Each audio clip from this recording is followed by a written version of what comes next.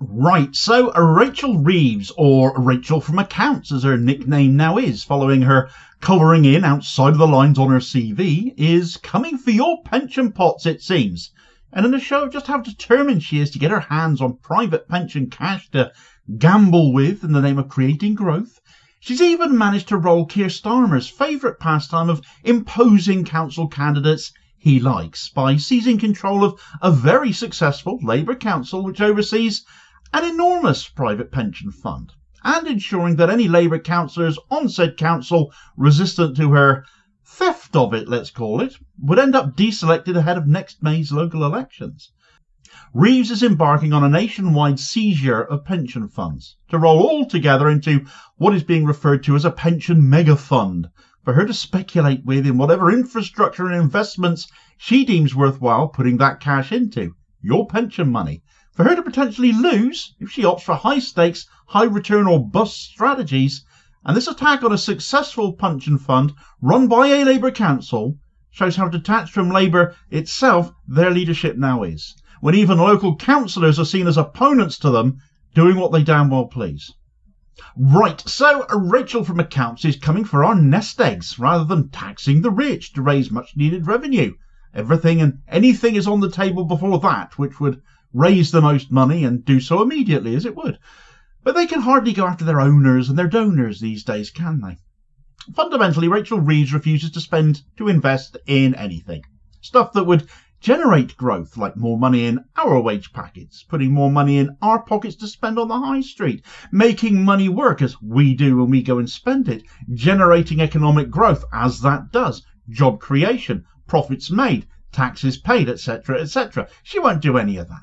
She does the reverse. She takes winter fuel payments from pensioners, giving them less money to spend. She targets benefit claimants to get that bill down despite all of their money being spent in the economy. Nobody hoards it away. She cuts her nose off to spite her face. She's not half the economist she padded her CV out to pretend to be, if those simple truths are beyond her comprehension. On the matter of this pension business, though, we're not talking about the state pension here, as the state pension is treated as a benefit, no matter how you might choose to perceive it yourself. Having paid into it all your life, it's something you're owed, a lot of people think. It is treated as a benefit, not regardless of that, though. But private pensions are, of course, more akin to an investment that ebbs and flows, depending on what the pension scheme you are part of invests in. Pension pots essentially, therefore, amongst various other details in Labour's pensions bill, such as consolidation of smaller pension pots and rejigging around of pension frameworks, are going to get a boost by being used, seized, or thieved is more like it in my view, to invest in the rebuilding of Britain and everything in society that has fallen by the wayside under the Tories.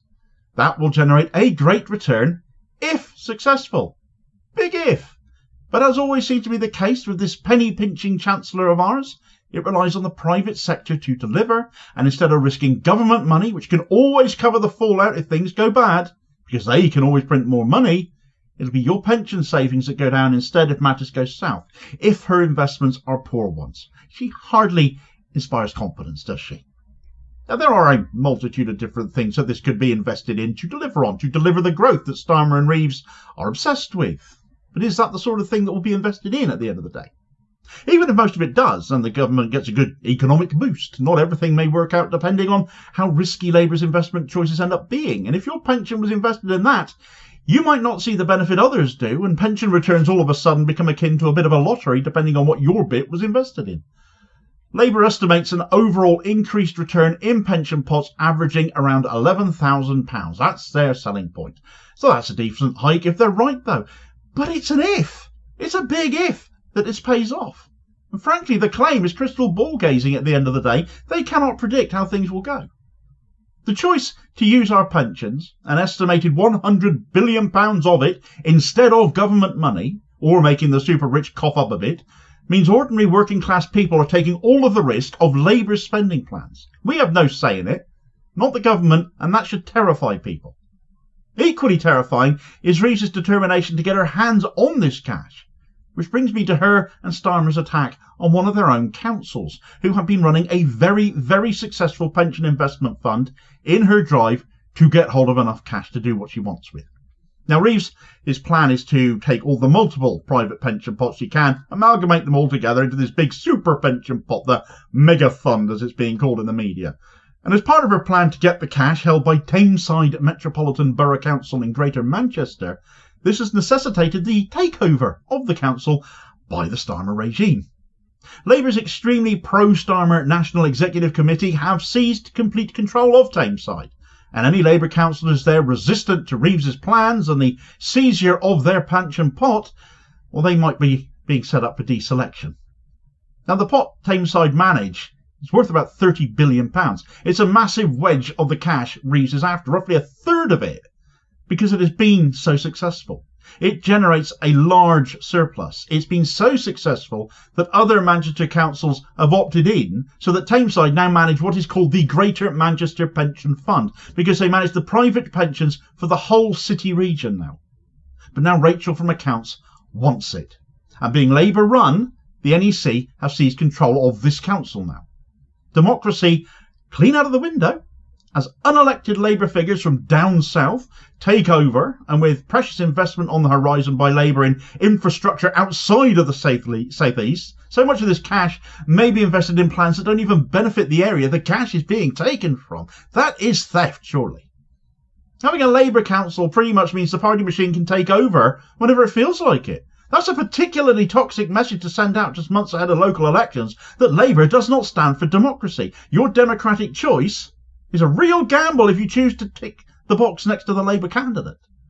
Squawkbox have done a great piece covering what is going on here, and a piece I highly recommend you follow up and read all about. This is titled "Labour Executive Seizes Control of Tameside Council and Selections to Facilitate Reeves's Pension Grab." And in it, there is a fascinating quote from political journalist Michael Crick, which really does spell out how poisonous both this pension plan and power grab has been, set against the backdrop of another recent Labour scandal. And you have to wonder, in Manchester, a Labour heartland as that has been for so long, how badly Labour are set to do because of the conduct of Starmer and co. And Crick has gone on to explain this. He said, "The Andrew Gwynn row is fascinating. Behind it lies the poisonous Labour politics on Tameside and its council, where two Labour leaders have left office since 2022. Most interesting is a big row over Greater Manchester Pension Fund, GMPF, worth around £30 billion, hugely successful, and by far the biggest council pension fund in the UK. It was long ago decided Tameside Council should run GMPF on behalf of all 10 Greater Manchester councils and a few other state bodies. But Chancellor Rachel Reeves recently revealed she wants GMPF and other 85 local council pension funds to consolidate their funds, save admin costs and invest in new major projects. But some Tameside councillors say Reeves's plans may involve GMPF funds being put into much riskier investments, which could generate lower returns.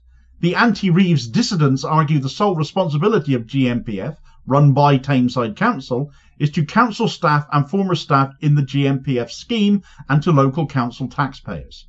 If GMPF makes big surplus, they say, that should just mean greater benefits for staff in GMPF. Now, Labour NEC have taken control of Tameside Council leadership and also direct control of council candidate selection ahead of 2026 Tameside elections. The reselection process, due to start in April, is likely to see opponents of Reeves's pension plans ousted as candidates. It is a total power grab to seize a successful pension scheme run by people who clearly know what they are doing with it. Why a woman who ran a complaints department and whose economic decisions so far have seen growth forecasts halved. She doesn't know her monetary arse from her elbow, and if I was Tameside and my pension was involved there, I would not want Rachel Reeves within a million miles of it. Vote Labour at your absolute peril these days. Meanwhile, the Andrew Gwynn story mentioned there rages on. Another massive scandal involving one of those high-quality candidates Starmer always talks about. Yet when it comes to the crunch, that ultimately only means they are obedient. Because as Tameside is showing, if you try and stand up for your own people, your own constituents against your own party, then you're going to get ditched for it. Because you're worth nothing to them. Get all the details of that story in this video recommendation here as your suggested next watch. Please do also hit like, share and subscribe if you haven't already done so as to ensure you don't miss out on new daily content, and also help support the channel whilst you are at it, which is always very much appreciated. And I will hopefully catch you on the next vid. Cheers, folks.